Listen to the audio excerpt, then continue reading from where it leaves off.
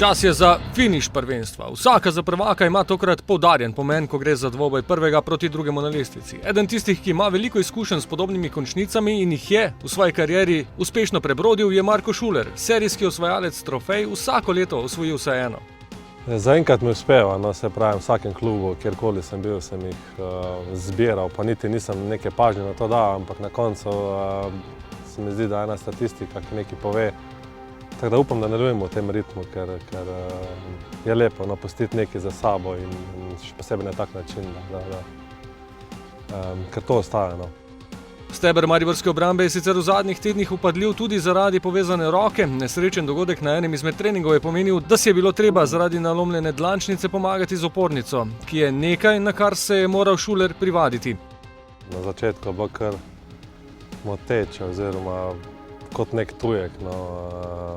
Moraš se navaditi teči, sprememba gibov, skoki so drugačni. Kot celotna motorika se mi zdi, da se spremeni, ampak kaj češ, če bi igrali rokomet, bi bilo verjetno problem, pri nogometu se da.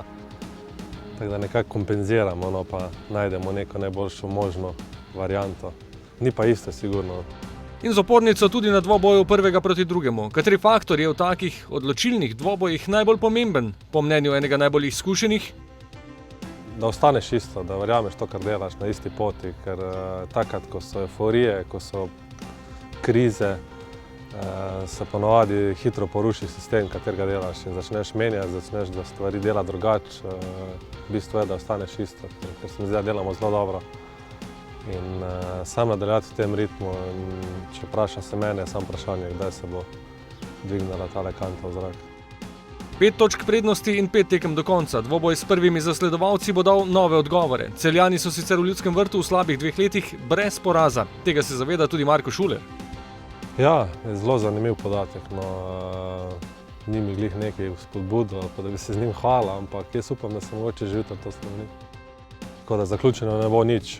Je pa res, da je ena tekma, ki bo zanimiva, sigurno prvi proti drugemu, tudi še bližina naredi svoje. Tako da bo ena tekma, mislim, da lepa navijače, pri nas pa mislim, da ne spremeni česar od priprave do tega, kaj dobiš ven, enostavno na zmago, narediti vse, da to točke ostanejo doma in potem iti naprej.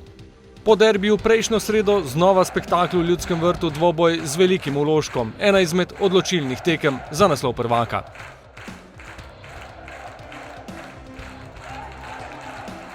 Meni bo zaključeno, ko bo zaključeno. Se pravi, po zadnji tekmi takrat tudi uradno postaneš prvak. Prej še nobeden ni postal oziroma dokler ni zaključil tega tekmovanja. Tako da to je za medije, za ljudi okrog. Mi vemo, kdaj je zadnja tekma in takrat se nam bo končalo to tekmovanje in takrat bomo dvignili pa še kaj slavili. Pred tem pa tekma po tekmi.